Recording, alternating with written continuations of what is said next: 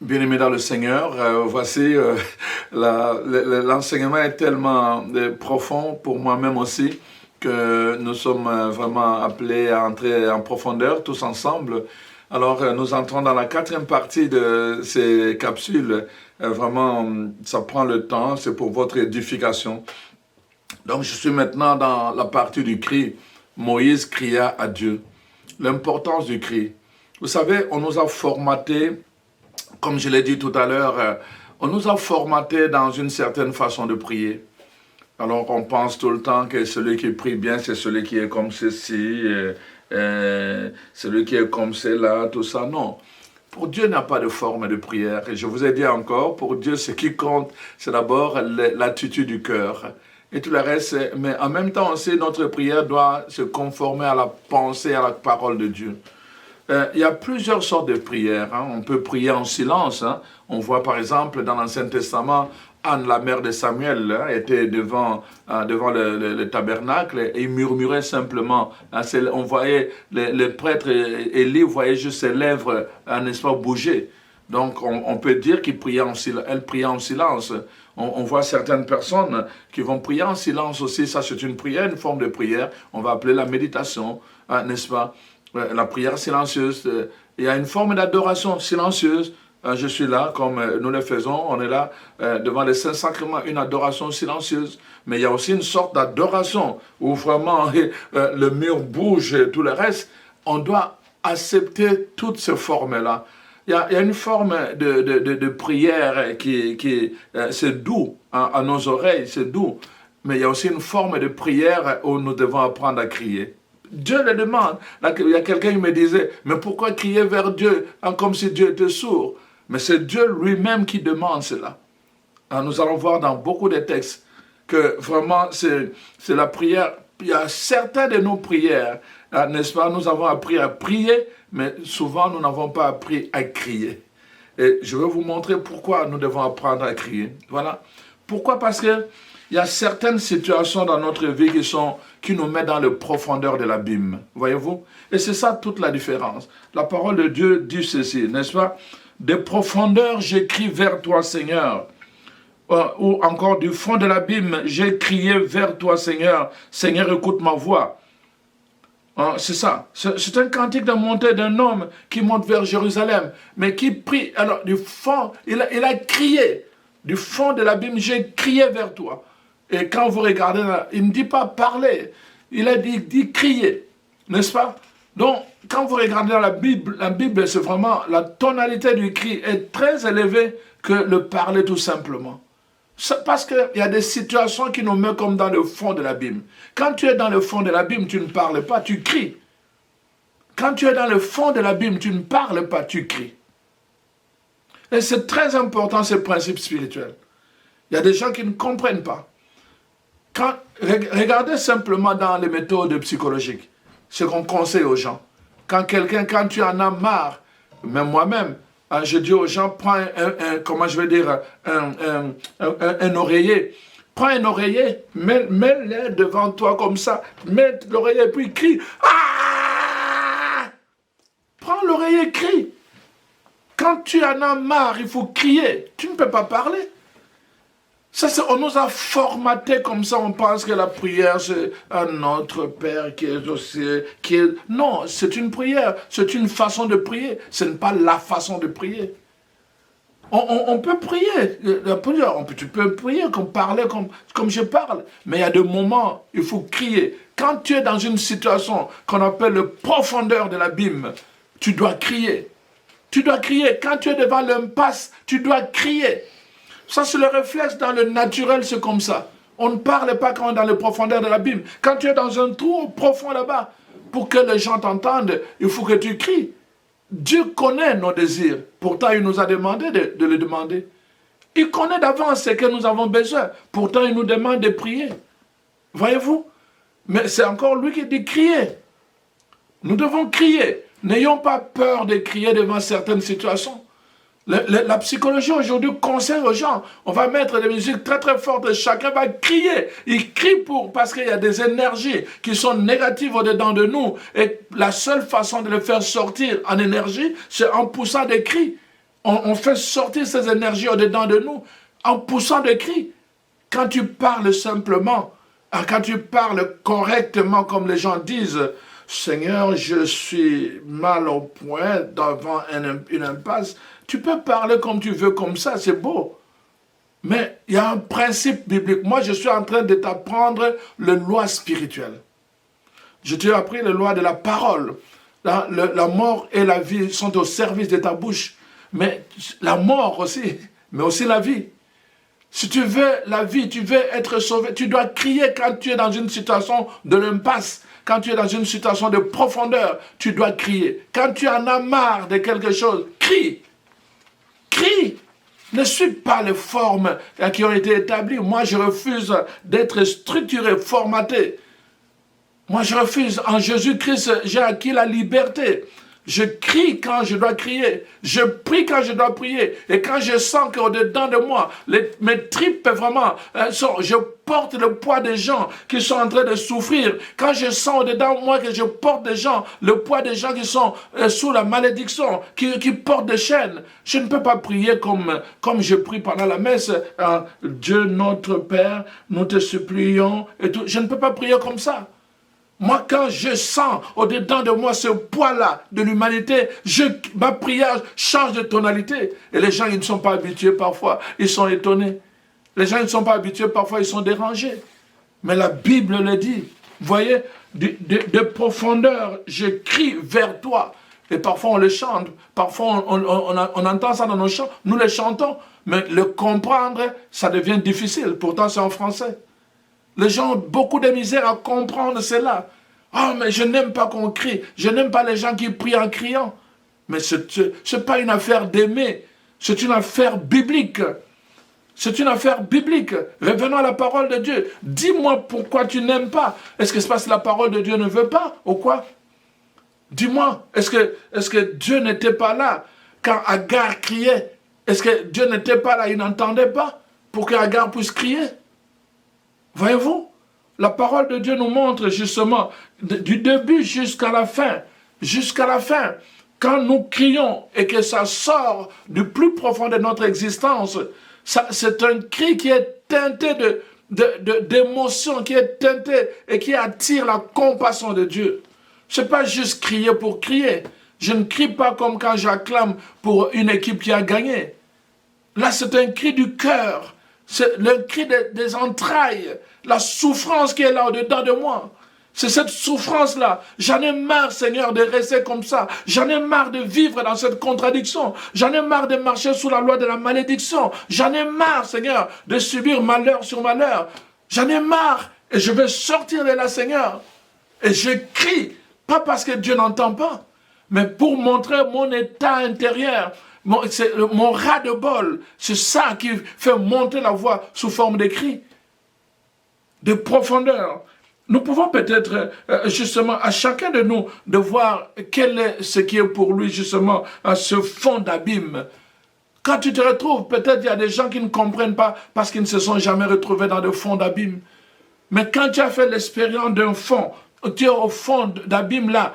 Quand tu as fait l'expérience, nous autres, on avait l'habitude de creuser des choses et tu te retrouves là au fond. Si on t'envoie pas la corde, mais tu es foutu. Donc tu as besoin de crier. Et quand tu es là, il n'y a pas assez d'air. Et puis à un moment donné, tu dis aux gens, allô, envoyez-moi la corde. Mais tu ne peux pas dire, allô, envoyez-moi la corde. Donc tu dois crier pour que les gens comprennent qu'il y a une urgence dans ce que tu demandes. Et alors, n'est-ce pas, et il t'envoie la corde rapidement et tu remontes. Voyez-vous, chers frères et sœurs, donc la parole de Dieu nous parle beaucoup des cris. Et nous devons vraiment sortir de ce carcan-là de penser que crier, c'est contre la prière chrétienne. C'est quoi la prière chrétienne? C'est la prière. On nous a formatés. Nous n'avons pas besoin d'être formatés. Nous avons besoin justement, on a devant nous, à un moment donné, moi je sais prier en silence. À un moment donné, je sais méditer. À un moment donné, je sais prier avec un livre. Et à un moment donné aussi, je sais prier avec mon cœur. À un moment donné, je sais exprimer mon ras-de-bol par une prière, par un cri. À un moment donné, je sais associer mes amis et dire ensemble, on va crier vers Dieu. Nous allons le voir, je vais prouver ça bibliquement. Et ceux qui doutent, ceux qui parlent pour parler, vous allez expliquer vous aussi bibliquement. Nous ne sommes plus autant des arguments, comme disait l'apôtre Paul. Mon enseignement n'a pas été, n'est-ce pas, basé sur la sagesse humaine. Mais c'est une démonstration. Nous devons démontrer par la parole de Dieu que ce que nous disons, ce que nous enseignons est conforme à la pensée de Dieu. Moi, je ne veux pas me mettre ici à vous raconter des choses qui sont mes réflexions en moi. Moi, je viens vous prêcher la parole de Dieu. Et la parole de Dieu nous amène à crier. Moïse a crié.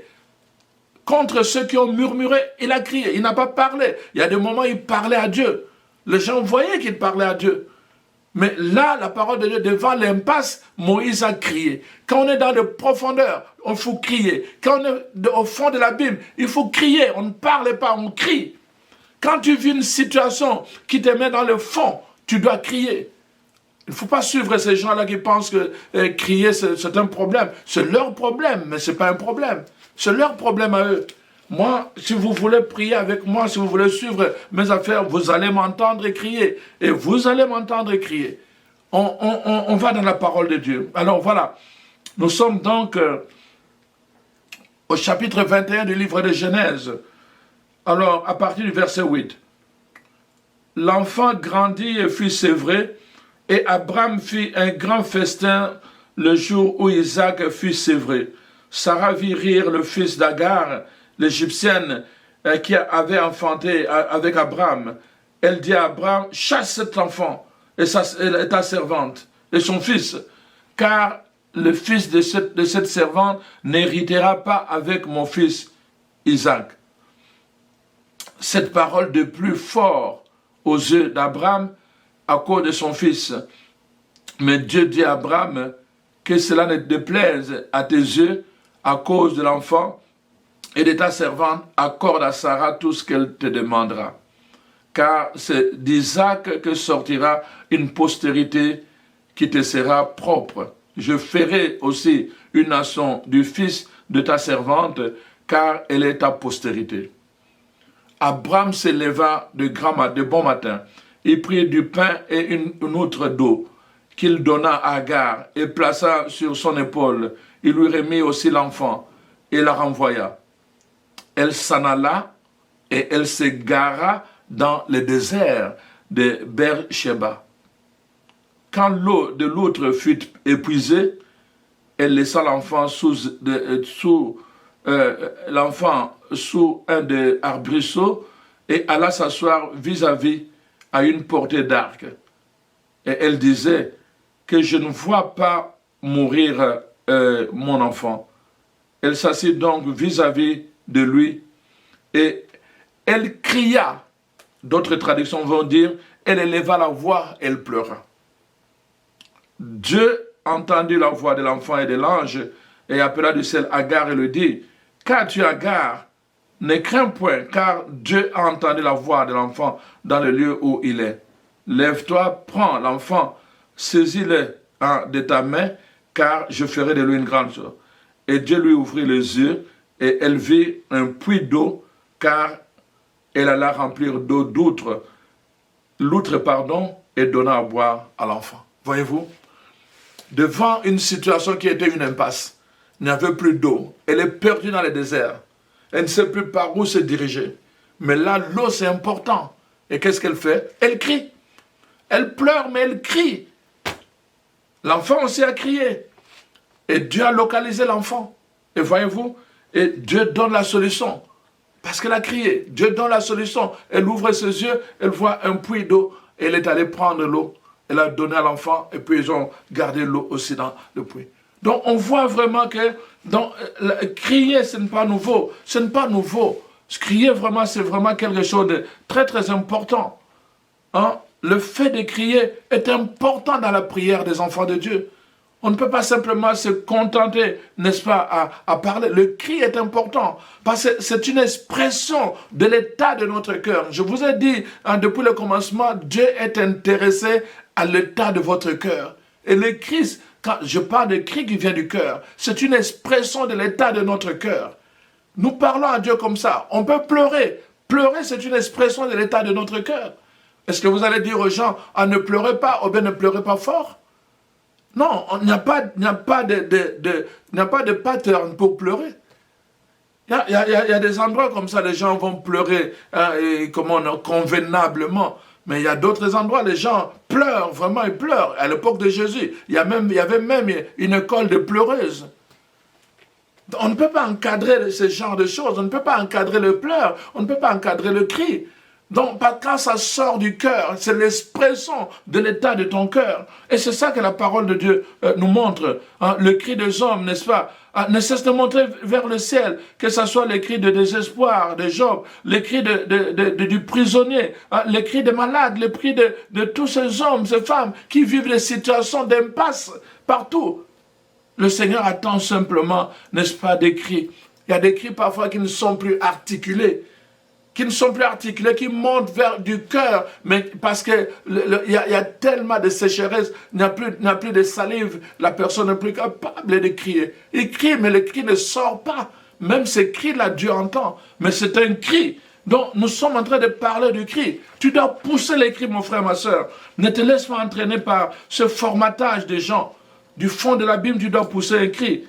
Nous aussi, nous devons donc sonder l'abîme de misère d'où nous crions vers Dieu. Quel est l'abîme de ta misère? Quel est l'impasse que tu vis actuellement dans ta vie? Qu'est-ce qui t'a éloigné de Dieu pour que tu puisses crier? Crier du fond de l'abîme, c'est déjà se relever. Quand tu cries, comme je disais, tu fais sortir, n'est-ce pas, des énergies négatives de ta vie. C'est pour cela que c'est très important, n'est-ce pas, de crier. La parole de Dieu parle beaucoup de cris. Et nous allons voir à travers la parole de Dieu, mais nous allons revenir aussi, n'est-ce pas, sur le Nouveau Testament, à l'époque de Jésus, comment les gens, n'est-ce pas, ont crié à Jésus.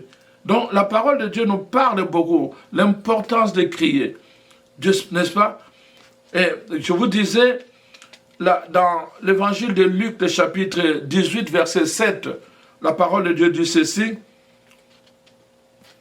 Alors, il s'agit de cet homme, n'est-ce pas, qui allait frapper à son ami pour lui demander du pain.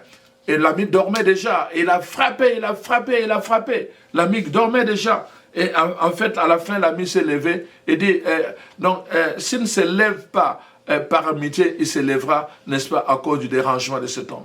Et l'évangile termine en disant, et Dieu ne ferait-il point justice à ses élus qui crient à lui jour et nuit, et tarderait d'agir à leur égard? Voyez-vous, Dieu ne ferait-il pas justice?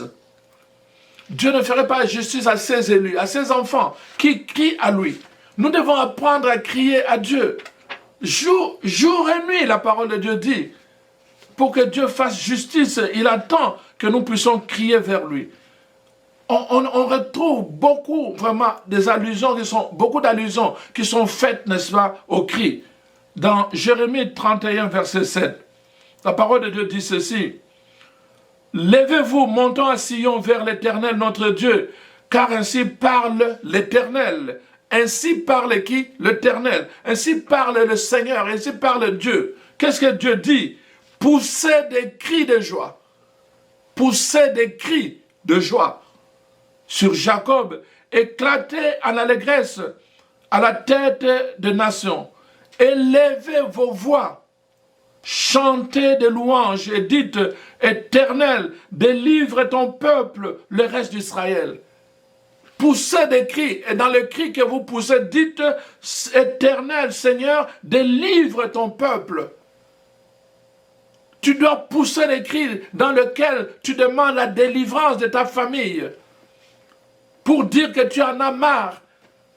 Tu dois pousser les cris, tu ne dois pas simplement prier. Tu ne dois pas simplement pleurer. Tu dois pousser. Ta prière doit être un cri que tu adresses à Dieu. Oh mon frère, ma soeur, ne te laisse pas formater. Dans la parole de Dieu, regardez. moi j'aime la parole de Dieu parce que vraiment c'est très très important que nous puissions vraiment entrer dans cette perspective-là. Le psaume 141 dit ceci: que les fidèles triomphent dans la gloire, qu'ils poussent des cris de joie sur leur couche, la nuit, donc sur la nuit. Dans la nuit, qu'ils poussent des cris de joie, et à travers les cris de joie, ils vont triompher. Isaïe 58, verset 1. Crie à plein gosier, ne te retiens pas, élève ta voix comme une trompette. Crie à plein gosier, ne te retiens pas, élève ta voix. C'est la parole de Dieu qui le dit. La parole de Dieu te demande à toi, ne te laisse pas formater, crie quand l'occasion est là, quand tu en as marre, quand tu es dans les profondeurs de l'abîme, quand tu pleures et qu'il y a une série de malheurs qui t'arrivent et que cela devient une impasse, tu n'as pas de solution, crie, élève la voix, ne te retiens pas. C'est ce que la parole de Dieu te demande. Voyez-vous, chers frères et sœurs, notre Dieu, il est bon. C'est pour cela qu'il nous donne. Et regardez simplement, qu'est-ce que Dieu dit à Josué pour la victoire, pour le triomphe de Jéricho. Il dit, la première fois, 6 fois, vous allez tourner 6 fois en silence. Première fois en silence, deuxième fois en silence, troisième fois en silence, quatrième fois en silence, tournez autour de Jéricho. Autour de Jéricho était une ville qui était bien bâtie et qui avait des tours, des murs, des murailles. C'était difficile de pénétrer.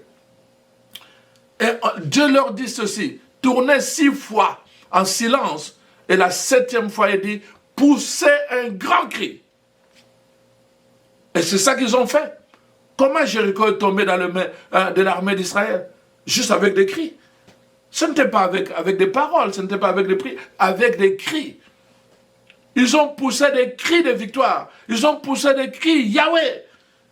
Et les murs se sont écroulés avec des cris. Ne te retiens pas, mon frère, ma soeur.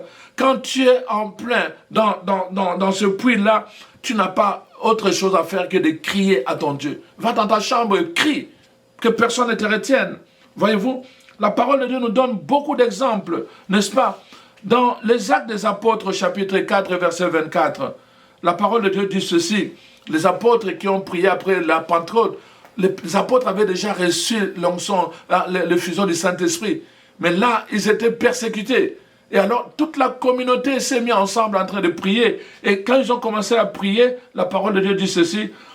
Alors, lorsqu'ils l'eurent entendu, ils élevèrent à Dieu la voix, tous ensemble. Il y a des gens qui me disent tout le temps, « Ah, mais pourquoi vous priez ensemble? Pourquoi les gens prient ?» Vous voyez que c'est biblique. Le problème, ce n'est pas le prier ensemble. Le problème, c'est vous. Vous avez une sensibilité qui ne vous permet pas parfois de comprendre ce fait-là. Mais c'est biblique. On peut prier ensemble, élever la voix ensemble et commencer à prier. Il y a des gens qui sont choqués à cause de ça. C'est biblique, vous voyez. Ils élevèrent à Dieu la voix tous ensemble et dirent, « Seigneur, toi qui as fait le ciel et la terre, la mer et tout ce qui s'y trouve, nous te prions, vraiment, vois tes serviteurs, donne-leur encore plus de puissance, et qu'ils puissent manifester, qu'ils fassent beaucoup de miracles, et partout protège-les par le nom de ton Saint Jésus-Christ. » Ils ont crié tous ensemble. N'ayez pas peur quand vous priez, de prier ensemble. La parole de Dieu dit, c'est biblique. La parole est donnée pour corriger. La parole est donnée pour nous instruire. Nous devons nous laisser corriger par la parole de Dieu. Il y a des gens qui ont des sensibilités. Je dis tout simplement, si vous avez des sensibilités, mettez-vous à part. Laissez la parole de Dieu faire son cours dans le cœur des enfants de Dieu. Il n'y a aucun mal de prier ensemble. Si vous voulez prier individuellement, il n'y a aucun mal. Si vous voulez prier chacun en tour de rôle, il n'y a aucun mal. Mais je voulais dire, mais même quand vous priez ensemble et que vous criez, il n'y a aucun mal. La Bible le permet. Voyez-vous, chers frères et sœurs, dans Jean 1, verset 23, alors, il est dit ceci, moi, dit-il, je suis la voix de celui qui crie dans le désert. Ça, c'est Jean-Baptiste qui parle. Je crie dans le désert, aplanissez le chemin du Seigneur. Je crie dans le désert. Donc, il criait, mais dans le désert, imaginez-vous. Dans le désert, il criait. Nous voyons dans Actes des Apôtres, n'est-ce pas? Actes des Apôtres 16, verset 25. vers le milieu de la nuit, Paul et Silas priaient et chantaient des louanges de Dieu. Et les prisonniers les entendirent. Donc, ils chantaient à haute voix. À haute voix pour que les autres prisonniers puissent les entendre. Voyez-vous? Donc, c'est vraiment très, très important. Dans l'Ancien Testament, il y en a tellement dans 2 Chroniques, chapitre 20, verset 19, on voit comment les Lévites, pour célébrer la victoire du Seigneur, criaient à haute voix, et nous allons le voir avec un texte que j'ai choisi, donc dans 2 Chroniques, verset 20. Nous allons voir vraiment ce qu'il en est. Donc, voyez-vous, dans Luc 1, verset 42, la parole de Dieu dit ceci, hein, dès qu'Élisabeth entendit la salutation de Marie, son enfant tressaillit dans son sein, elle fut remplie du Saint-Esprit. Quand elle fut remplie du Saint-Esprit, elle cria d'une voix forte, « Tu es bénie entre les femmes ». Elle cria d'une voix forte. Et pourtant, elle était juste en face de Marie. Pourquoi elle a crié? Pourquoi elle a crié? Elle était juste en face de Marie. On peut se poser cette question-là. Mais la Bible donne l'indication, elle était remplie du Saint-Esprit. Voyez-vous, ce que fait le Saint-Esprit. Elle cria d'une voix forte. Alors donc, on voit même, quand Jésus passait, dans Apocalypse 7, 10, on parle de ces gens, il criait d'une voix forte en disant, le salut à notre Dieu qui est assis sur le trône. Même dans le ciel, dans le livre d'Apocalypse, la parole de Dieu dit, les anges crient pour proclamer la gloire de Dieu. Ils crient, n'est-ce pas? Alors donc, c'est très très important, chers frères et sœurs.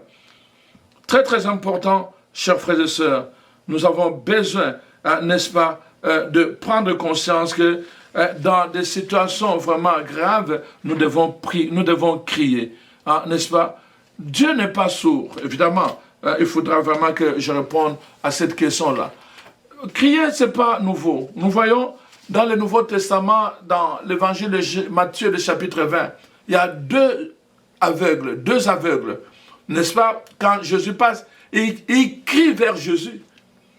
Il crie vers Jésus. Comme si Jésus n'entendait pas. Il crie encore. Et on parle, même Bartimée, c'est la même chose. Quand il a entendu que Jésus passait de là, la Bible dit, il a crié, « Jésus, fils de David, aie pitié de moi ». Quand on a voulu les rabrouer, qu'est-ce qu'il a fait? La Bible dit, il a crié de plus belle. C'est-à-dire, il a augmenté encore le ton de son cri. De plus belle. Et à cause de ça, vous voyez, est-ce que Jésus n'avait pas entendu la première fois? Il avait entendu. Mais à cause de ça, parce qu'il avait crié, Jésus a arrêté le temps et l'histoire et la marche. Il s'est retourné en disant, faites-le venir. Et il a eu la solution à son problème. Ses yeux se sont ouverts. Dans Matthieu 20, c'est la même chose. Ces aveugles ont crié à Jésus. Et alors, ils ont eu la solution. Leurs yeux se sont ouverts. Chaque fois que nous crions à Dieu, parce que nous sommes dans l'impasse, je suis en train de vous parler de la prière qui se dit quand on est dans une situation d'impasse, quand on est dans le gouffre, quand on est dans le fond de l'abîme, il y a une façon de prier que la Bible nous révèle, se pousser le cri à Dieu. Tu ne peux pas juste te contenter comme ça.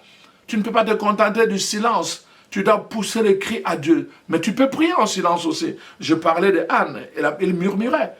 Mais la Bible montre du début à la fin vraiment que les gens ont poussé les cris et Dieu a entendu leurs cris, il les a exaucés. Et la parole de Dieu nous dit, du fond de l'abîme, n'est-ce pas, nous devons crier. Ce n'est pas pour dire que Dieu n'est pas sourd. Dieu n'est pas sourd. La parole de Dieu dit, n'est-ce pas, dans Exode 22, 27, s'il crie à moi, dont il s'agit du pauvre, si le pauvre crie à moi, je l'entendrai, car je suis miséricordieux. C'est Dieu qui l'a dit. S'il crie, je l'entendrai. Il ne dit pas s'il parle. Dieu dit, si tu cries, il t'entendra. Pousse le cri, mon frère, ma soeur, le cri de ton ras de bol. La parole de Dieu te dit vraiment cela. Tu dois pousser le cri de ton ras de bol. Voyez-vous, c'est très important. Donc, on voit vraiment que les Israélites, dans Exode 2, avant même comment leur sortie d'Égypte, la parole de Dieu dit, dans Exode 2, 23, les Israélites gémissaient encore sous la servitude et poussèrent des cris. Ils poussèrent des cris. Ces cris que leur arrachait la servitude montèrent jusqu'à Dieu. Jusqu'à Dieu. Mon frère, ton cri va monter jusqu'à Dieu. Ton cri va monter jusqu'à Dieu. Ton cri va monter jusqu'à Dieu. Je vais m'arrêter là, mais je vais, dans la dernière partie là, qui ne sera pas long, je vais faire une prière pour toi. Parce que c'est très important, mon frère, ma soeur. Je vais terminer avec une dernière partie.